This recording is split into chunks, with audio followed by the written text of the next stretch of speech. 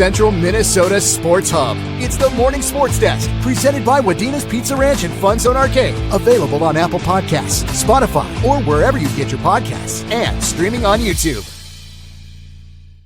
It is the Morning Sports Desk, powered by Pizza Ranch and FunZone Arcade in Wadena. I'm CJ Baumgartner. That's Corey Tackman. Corey, we got a guest on the program here today, here to talk a little state wrestling recap. Hey, Kyle, how are you? I'm good. How are you guys? Our very own Kyle Gylsen. We're doing well. State wrestling officially in the books, Kyle. What a weekend, huh? Yeah, it was great. I wasn't sure if everybody knew what Dan Lawson looked like, so Dan's joining us here as well. Oh, nice. Yeah, he looks familiar. Yeah. Yeah, no, it was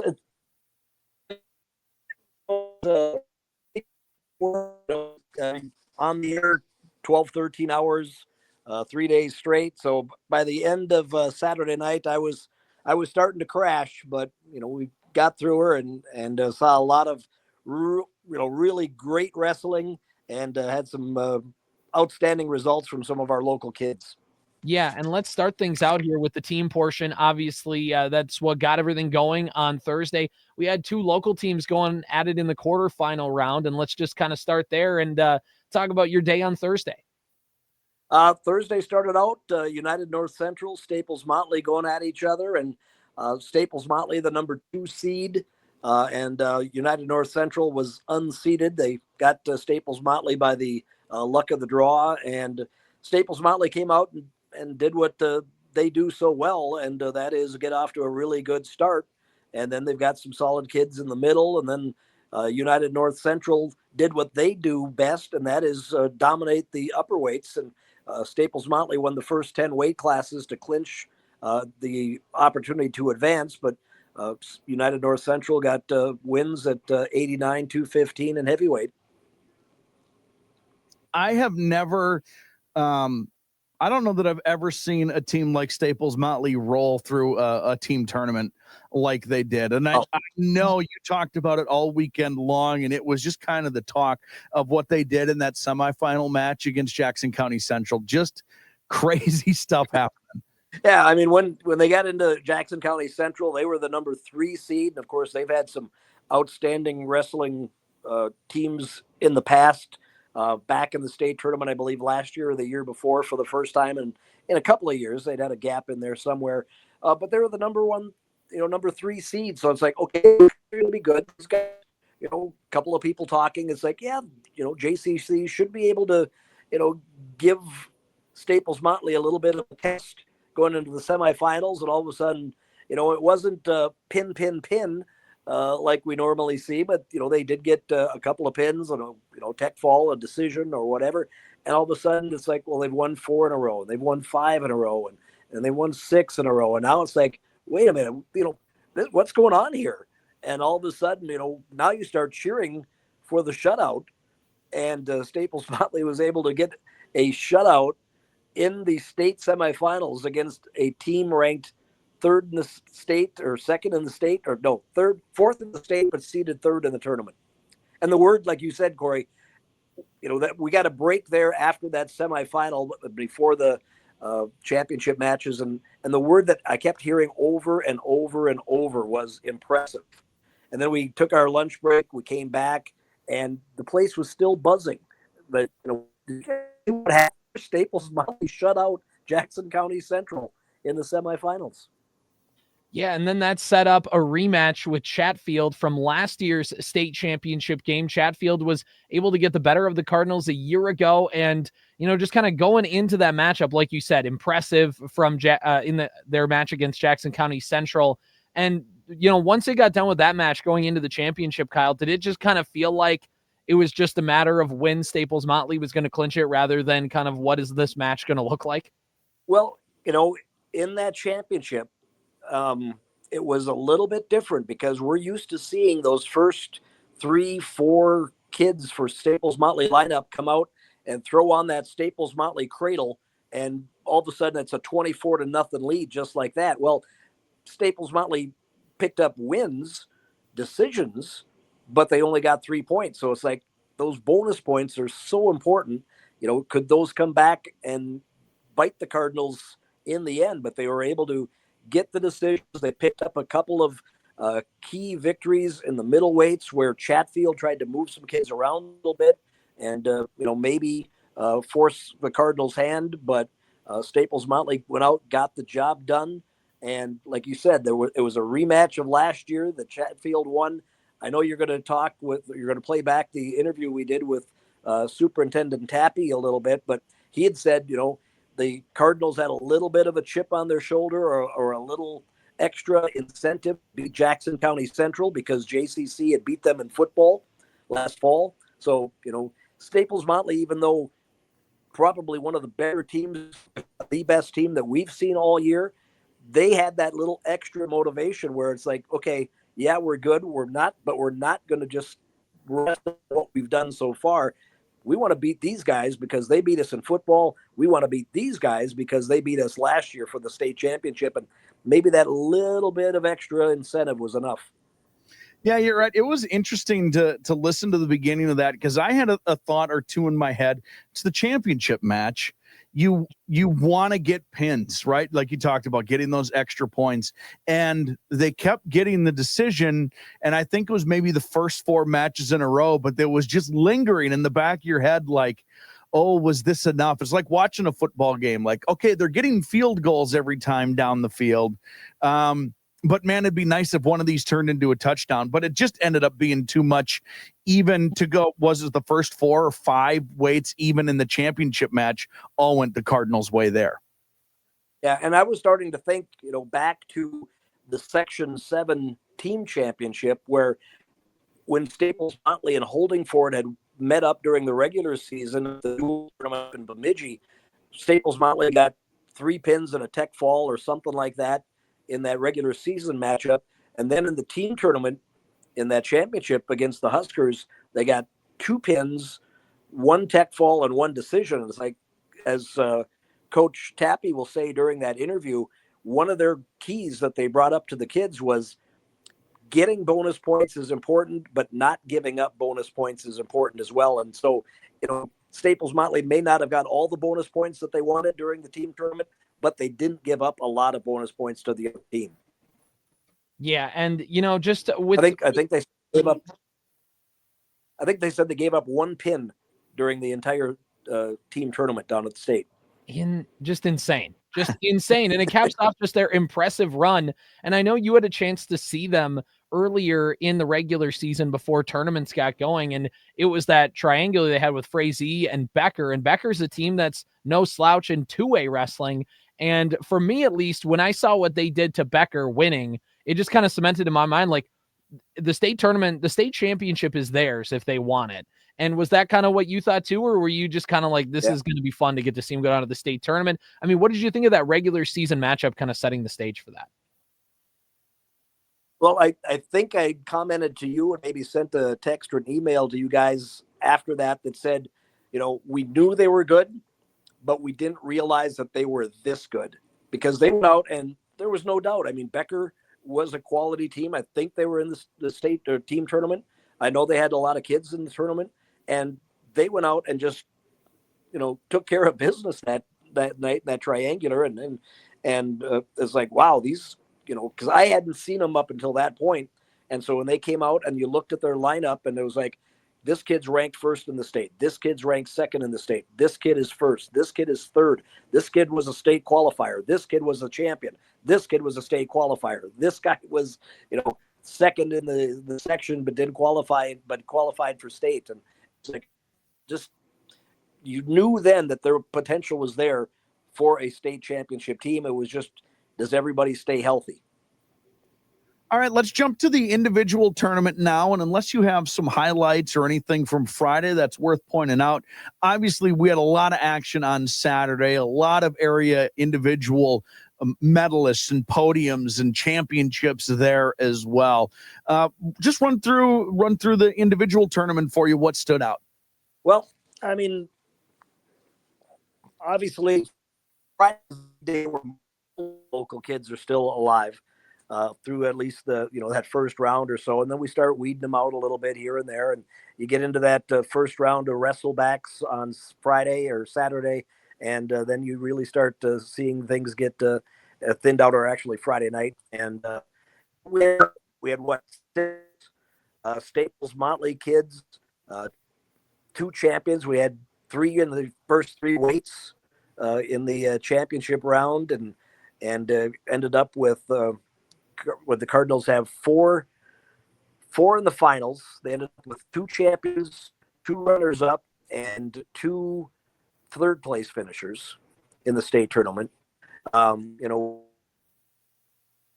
Runner up, we had Eli Royko of United North Central finish as a runner up. We had Kevin Daly, Staples-Motley, or Kevin Daly of UNC finish in 3rd place. So we had some quality kids that we were going to be there the entire day.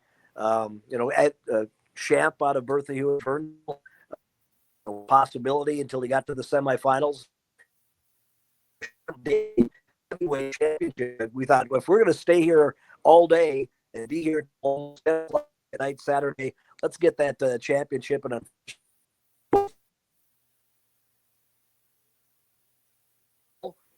most of our kids did as well, or maybe even better than expected on an individual basis. Yeah, and what does that just say about the wrestling in this area? Obviously, you had a chance to see the 6A individual tournament in the section, and again, other wrestlers around the area with some other matches you guys have done throughout the season. But wrestling in central Minnesota, and you've obviously seen this in your experience in your years, Kyle. I mean, just with wrestling in central Minnesota, where would you say kind of it ranks in just kind of your experience being through it?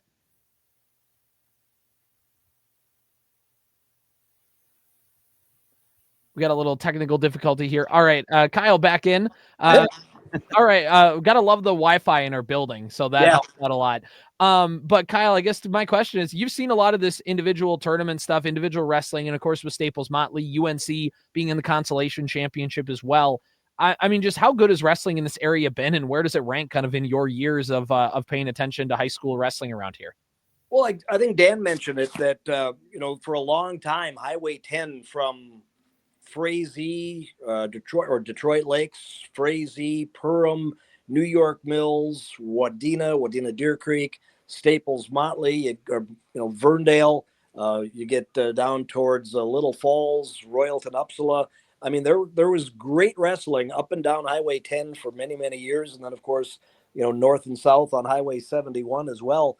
And it kind of, I don't know, shifted a little bit. The strength shifted to maybe parts of southern and south central, southeastern Minnesota for a while. But I think we've been seeing a little bit of resurgence among the individuals and teams in this area. I mean, last year we had 3 teams in the state tournament. This year we had 2 from our immediate area, and then west central area, Ashby, Brandon, Evansville out of Section 6 was down at the state tournament as well. So, I don't know if it's just this class of kids, this certain section of kids, or we're seeing that generational thing come again where, like with Staples-Motley, we had a list of, this kid was his dad was a state champion, and grandpa was a state champion, and dad was a 3-time state champion, and things like that. And you see that with, good athletic families, once their kids are ready to be varsity athletes, so many times that, you'll see that same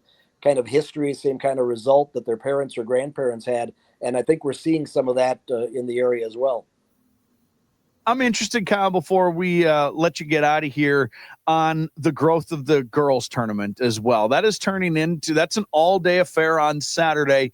From my perspective, not having been down there for a girls tournament yet, but watching the growth of that, we're not too far away, it would seem like, from that girls tournament growing into a 2-day thing too, right? Oh, absolutely. Dan and I talked about that a couple of different times during the weekend that, I don't think it's going to be very long that the girls will have their own full, 8, full bracket of kids rather than just having the 8. They'll have the full 16 like the boys do. And the quality, as you said, Corey, is just impressive. I think, we're having this discussion too with I was talking to somebody that didn't like watching the girls hockey tournament because it was too slow compared to the boys. They grew up watching boys hockey, and I said, well, they should watch again because girls hockey has gotten really good in the last few years. Girls sports in general have gotten really good in the last few years. I remember, back in the mid to late 80s when I started, and it was so frustrating to watch a girls basketball game sometimes because girls couldn't get the ball over the timeline. They'd have, so much difficulty and stuff because they weren't that athletic. They weren't used to playing varsity sports. And now it's gotten, girls are playing year round in some cases. And with the state wrestling tournament, I think there was one girl that was in the boys tournament this year. She lost her first two matches, but her goal all year long was to win a match at the boys state tournament. The one girl from Northfield that was the first girl ever to win a match in the boys individual tournament and the first girl ever to place. She was in the girls tournament this year and won a state championship. There's a girl, I can't remember where she was from, won the very first ever girls match 4 years ago. She was a 100-pounder, so she was the first one out on the mat and won a match. She won a match against the boys in the team competition that year. So officially, she was the first ever to beat a boy in the state tournament, and then won a state championship as a 7th grader at 100 pounds, and now is a 4-time state champion as a sophomore with a chance to win 6 championships. So it's just the quality of the girls tournament has improved in just these 4 years that they've held it. When you talk generationally about all these kids for Staples-Motley whose parents, grandparents were wrestlers in that program, turns out all of those families had daughters too. And now the daughters are a part of this wrestling family and this wrestling tradition. And now to get to show off some hardware on top of it, I think is it's a pretty special spot Minnesota girls wrestling is in right now. Yeah. And, Coach Tappe said it when we talked to him Friday morning after that team championship the night before, that, the team itself was very brother-like, very family-like.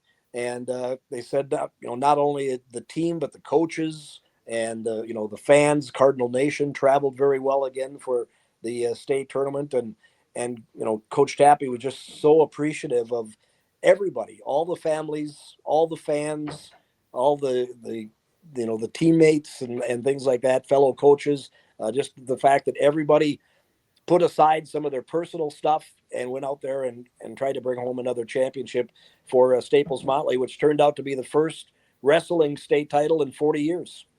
Incredible. One last thing to talk about for me for the tournament, Kyle, and we'll let you get out of here. Forgot to mention UNC was able to get to the consolation championship in the state team tournament. Obviously, tough draw with the defending state champion Staples-Motley Cardinals in round 1, but in that second round, they had a chance against a team a little closer to their level, and they wrestled pretty well getting into that second match and then getting into the consolation championship. Just kind of putting those two matches in a ball, Kyle, from UNC. What did you see out of them? Well, you go down there, and even though you do get that tough draw right off the bat, you're always in the back of your mind saying, you say there's a chance, right? You go down there, the goal is to win, and goal is to win a state championship. And then you lose that first round to a team that most people expected to beat you. But still, it's tough to bounce back the next day and say, okay, well, now we still got a chance at a consolation championship. We can still bring some team hardware out. And, the UNC's been in that state tournament now for 4 years. And 3 of those 4 years, they have won that second round match and have made it to the consolation championship. Unfortunately, they haven't quite got over that hump yet and maybe come home with that 5th place trophy. But still a credit to UNC. They've had a great year, battled through some injuries to their lineup throughout the middle part of the season, got healthy again in time. And even going into the state tournament, there are guys that were still a little bit banged up and probably not 100%, but, maybe nobody is at this point in the season.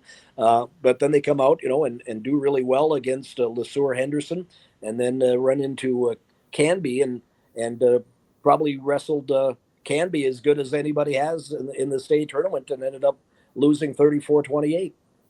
All right, Kyle Gylsen joining us here on the Morning Sports Desk, brought to you by Pizza Ranch and FunZone Arcade in Wadena. Kyle, you and Dan did an awesome job broadcasting the wrestling tournament. As always, it's one of our most listened to broadcasts of the year, and we've heard nothing but great stuff. So thanks for taking the time out of your day as you're still trying to recover to talk a little wrestling with us. Yeah, and a big shout out to Dan Lawson too. I mean, his knowledge and experience with wrestling really helps our broadcast, and he's kind of taken over the lead play-by-play part of it. My job is just to try to get everybody in position and throw some background info and do a little play-by-play when it's necessary. So really appreciate the help and support that Dan gives us in our coverage at State. Kyle, thanks for joining us, and we'll let you get back to work. All right, thanks guys. Thanks, Kyle. All right, Corey, why don't we thank the good folks at the Pizza Ranch and FunZone Arcade for making the morning sports desk possible. Check this out. Just announced on the Wadena Pizza Ranch and FunZone Arcade Facebook page, a birthday party giveaway. Check this out straight from the page, CJ. Birthdays are meant to be celebrated, and a party at the FunZone Arcade is the ultimate celebration. This birthday party giveaway is going to award one lucky winner a FunZone Arcade party package valued at a measly $500. $500, CJ, can you believe it? It includes a FunZone Arcade birthday party at the FunZone Arcade location of your choice, plus $150 in FunZone cards. All you need to do is get to the Pizza Ranch and FunZone Arcade in Wadena's Facebook page, scan the QR code, submit your entry by the end of the month, March 31st, for your chance to win. Yes, some stipulations apply. One entry per email address, no purchase required. One winner is selected of all the contest entries. Winner will be notified via phone or email. And again, that contest entry must be submitted by March 31st. Putting the fun in your birthday party fun, the Pizza Ranch and FunZone Arcade. Get yourself signed up right now. Shout out Pizza Ranch FunZone Arcade in Wadena. All right, Corey, we're here. Basketball tournament season in the thick of the playoffs. Playoffs? Don't talk about playoffs. You kidding me? It's just fun. Thursday night, we had some action. Obviously, there was the wrestling tournament going on over the weekend. Saturday, we had more girls basketball on the airwaves. Just a quick mention, had Sabika Walker Hackensack Akeley, and Sabika had a nice season, getting a playoff win, something Coach Haino talked about with his program, just with all the adversity they had gone through. To win that playoff game just meant a lot to that program and to this year and to the things they did. So they felt really good about that, despite the fact that they lost to Walker, but a lot of teams have lost to Walker Hackensack Akeley this year.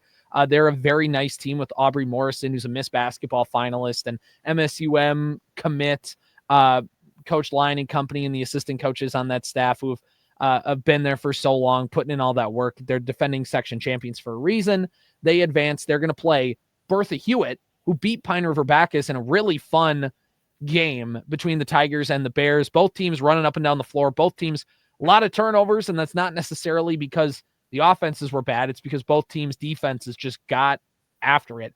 The possession arrow, Corey, I would say throughout the broadcast, was a ping pong match because it just went boop, boop, boop, boop, boop, boop, boop, boop. There were so many jump balls between the teams. So Bertha Hewitt came away with the victory thanks to 20 points from Anna Hegarty, giving them kind of the lift. Obviously, Piper Dean there had 17, 18 points, but she's typically kind of pacing them and scoring to get it from Hegarty, who's not typically the one who's on a bullet number one. Was a really big lift for them. They're going to play Walker again and Hackensack Akeley again and try and get some revenge from last year's second round matchup where Walker Hackensack Akeley was able to get the better of them. We'll talk about that game more tomorrow because we will have it on the airwaves along with Monaga, who's going to play DGF. And again, more information on that game specifically coming out tomorrow. On tomorrow's show, we'll do a full breakdown, but they're going to play Dilworth Glendon Felton because DGF beat Holly 69-49 in the 1-8. Monaga had a really nice game with East Grand 4-5. They won 54-50. And Corey, you had the chance to watch it. I was kind of going through a couple things, getting ready for my broadcast. Just kind of quickly, like if you could wrap the game up in like 2 sentences, what would you say? The final score was totally and completely indicative to how good of a game it was. It was back and forth the whole game long. Like it was nobody led by more than like maybe 6 the entire time. It was like, all right, it's our turn to lead by 6. And now, okay, we're going to tie it up. And then, okay, we're up by 2. And now, okay, we're going to go up by 4. And then it was just I thought from a like throwing it up on huddle, and having it on TV. And I was going back and forth between a number of different games that day and listening to wrestling and things like that. So it wasn't like a complete, it wasn't an active necessarily viewership from my point. But every single time I looked, it was like, oh, this is awesome.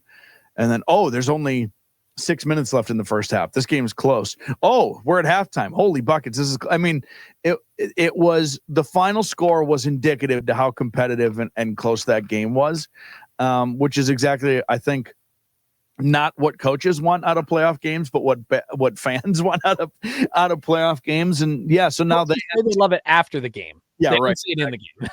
So now they head to DGF, and we'll have coverage of that tomorrow evening. And yeah, like you mentioned, a little more on that tomorrow. By the way, looking over at another game that was really fun, Underwood, New York Mills. Don't have the final score here in front of me, but again, another tightly contested matchup. Very nice. Yes. Yeah. That was another one I had on. I think I watched 4. I had 4 girls basketball games on this weekend, along with listening to wrestling, plus whatever YouTube video I was watching. You know what I mean?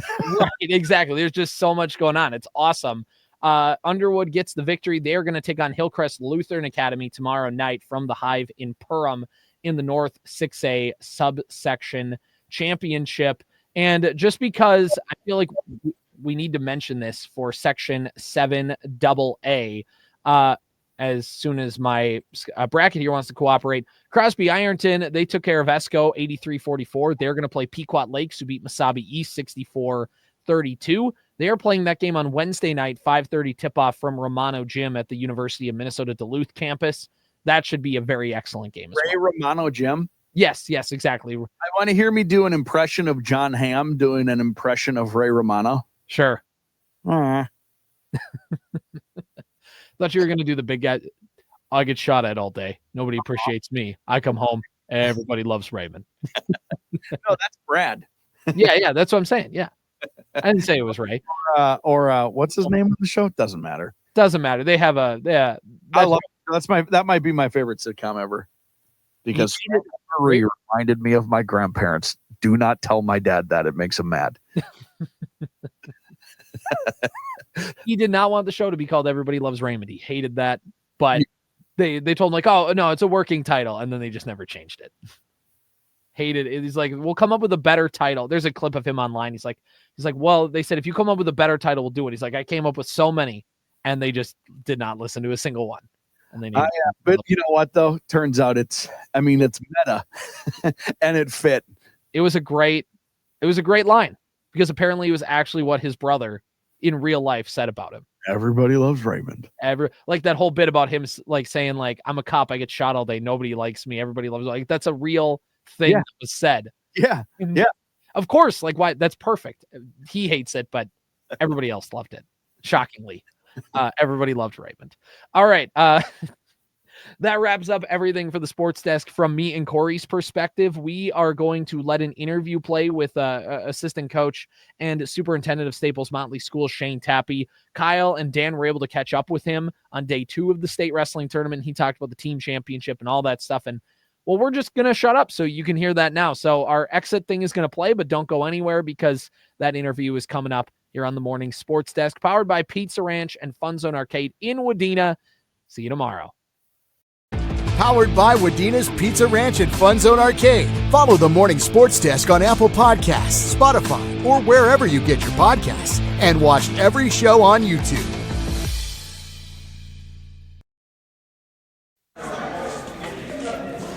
Talking with Shane Tappe, coach of the Staples-Motley Cardinals, and of course superintendent of Staples-Motley Schools prior to the start of the individual wrestling tournament. But wanted to catch up, Coach, a little bit about a very exciting day yesterday here at the state wrestling tournament. Your thoughts?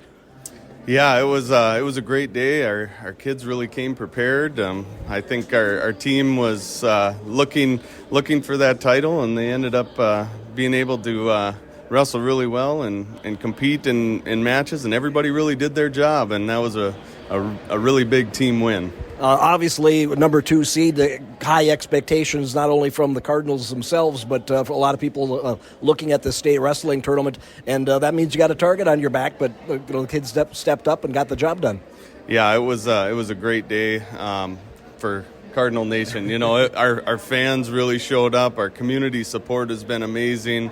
Our coaching staff has done an excellent job preparing these kids to execute, and the kids really went out last night and did their job and executed, and super proud of the kids. Quarterfinal win over United North Central. Nice to see the Warriors and our part of Central Minnesota represented, but a nice match for Staples-Motley. Yeah, they were a scrappy team. They have a couple guys dinged up, but we knew that coming in they were gonna try to do a few things, move a few guys around to get some matchups. But they're a scrappy team, and I think they got a pretty bright future ahead of them as well. And then semifinal matchup with the number 3 seed Jackson County Central, and the word I heard afterwards from multiple people, Dan, myself, Norm Gallant, Dan's wife, was impressive. Yeah, like I said, our kids continued to get better throughout the tournament, and really they showed up, and obviously there was a little bit of extra motivation after losing the state championship football game.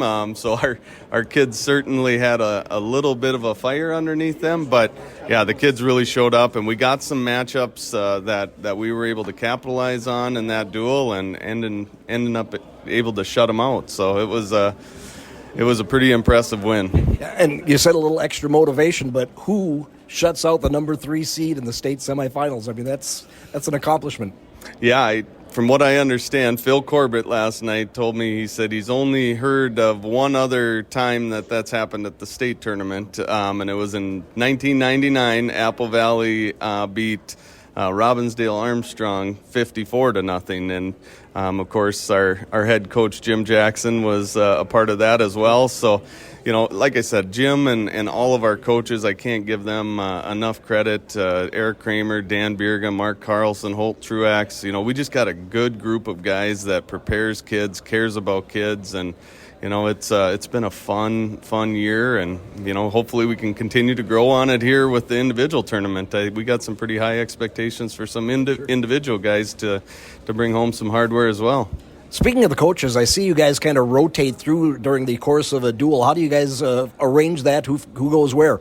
It's kind of funny because the kids actually choose who they prefer to have in their corner, and as far as a coach, and then we are strategic as to how we have coaches placed underneath so that they're mentally preparing and getting the kids ready to go. And so it's really put on who the kids are comfortable with, and obviously there are certain coaches that work with kids in practice and some of those things. So it's really put on the kids who they want and who they feel comfortable with, and so it's a team effort for sure.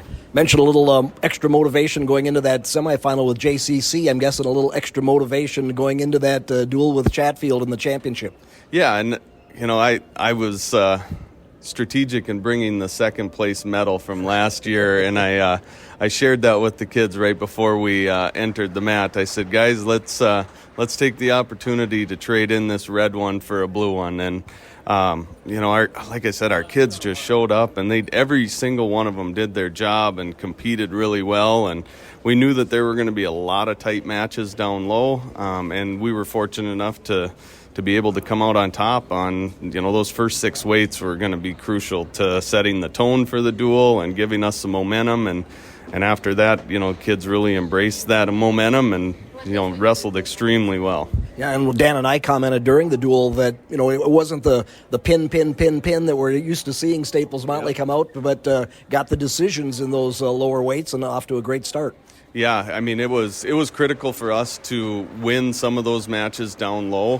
We were figuring if we could come out winning half of those matches, we were going to be in good shape. And, our kids really showed up. And like I said, they competed extremely well. And, they wanted it. I mean, that's it. It came down to just their effort and their attitude and, their persona and how they carried themselves. They wanted to compete.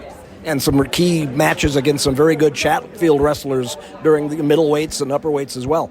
Yeah, I don't want to take anything away from Chatfield because they are a great wrestling team. And we knew going in we were going to have to get some of those swing matches and make sure that we could, win a few of those. And our kids just embrace that. We've been talking about this all year about everybody doing their job and everybody making sure that they have a role on the team and making sure that they do what is expected of them, whether it's win, whether it's, just give up a decision.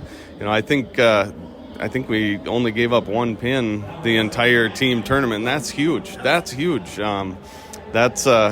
shows the effort of the kids and the will to not ever give up.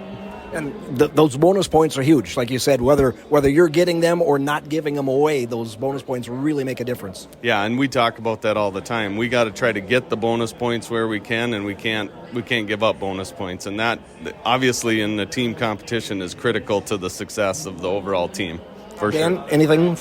Well, one thing I've noticed, when you guys, we've covered you for a year now as a team, you don't move your kids around a whole lot. You throw out, you start at 107, and this is what we got, and you run with it. And that gets just a compliment to you guys that we got the best out there, so there's not really much chance. You did move Colby up last night. You'd have a little bit, but pretty much it's your lineup's your lineup.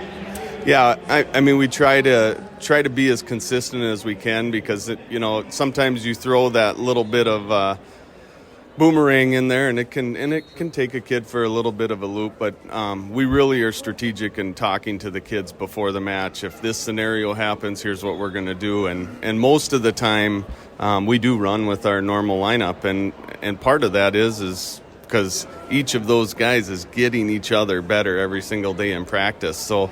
Some of the best wrestling we see is in the practice room. I mean, our kids they compete and they get each other so much better during the year. And, I will say our kids were peaking at the right time. And I think a lot of that is due to, the coaches preparing them and the kids just owning that opportunity to get better and have a focus and continually support and embrace that grind of wrestling because wrestling's a tough sport. I mean, day in and day out, the weight management and the practices, they're not easy. So, and I commend these kids for continuing to, have that focus every single day.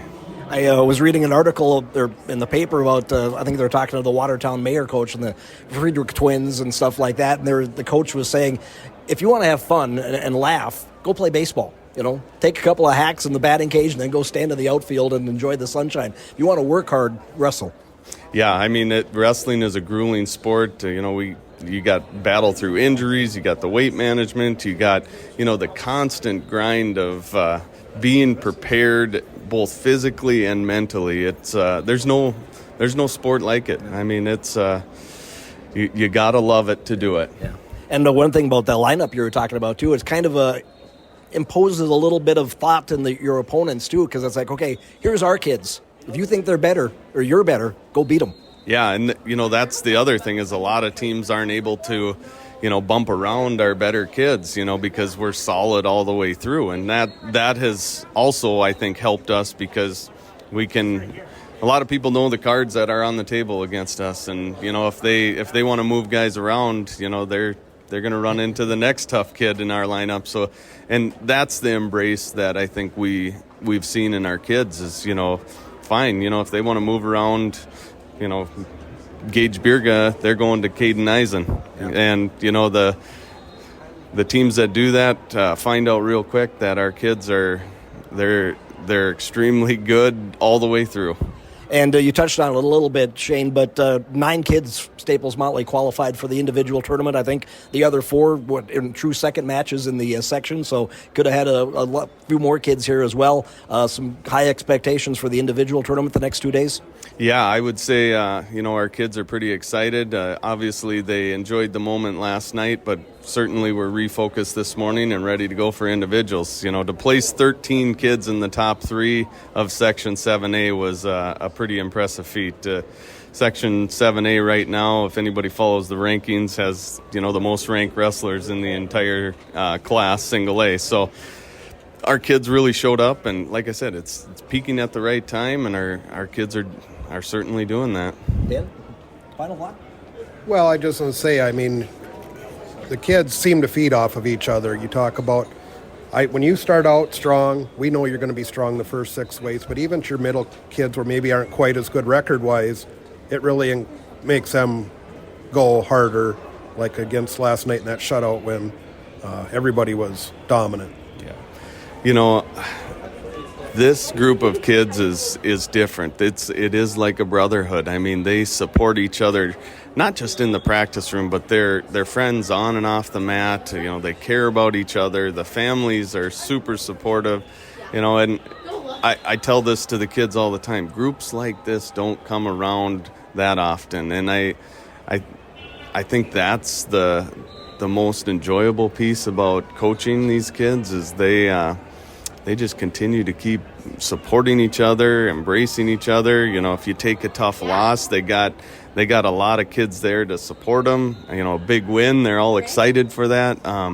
You know, they embrace each other, and to me, it is truly like a family, and this is a brotherhood for these kids, and super proud of how they've, you know, helped each other and embraced each other through the entire year. It's been a great thing to see. Well, when you talked about family, and that's what Norm Gallant gave us some notes, and I've been around wrestling to know this second, third generation, they are family because it's third generation. You can list back on some of these kids, their grandpas who wrestled for Staples-Motley. Yeah, and the alumni support, too, has been just amazing. You know, the second, third generation kids coming through the program. But, I mean, the support that our alumni has is just been amazing. You know, we had the Sea of Red show up yesterday, too. It was impressive, and I'm super proud to say that and be from Staples-Motley because our fans, our community, and our alumni really showed up. And the kids noticed that. You know, they noticed that, and, you know, the coolest picture that we got from last night is when the kids turned around and had the entire fan base in the background, and they're sitting there with the state championship trophy, and just to see that it truly does take a village to make this happen, and family is important, and, you know, our Staples-Motley community is our family, and they've done an exceptional job supporting our program and our kids. They make the experience even more memorable. Final thoughts for Cardinal Nation or just on the tournament in general before we let you go? Big thanks to all the people that have been supporting us and the coverage that we get from everybody. You know, the kids really appreciate that, and, you know, we're looking forward to a strong finish here in the individual tournament as well, and excited for the welcome home to embrace that on Sunday. What time is that welcome home? I think it's at 1 o'clock, I think. So we're looking forward to that, to celebrating with our fan base. So. All right, Coach, good luck today. Have fun. All right, thank you. Appreciate it.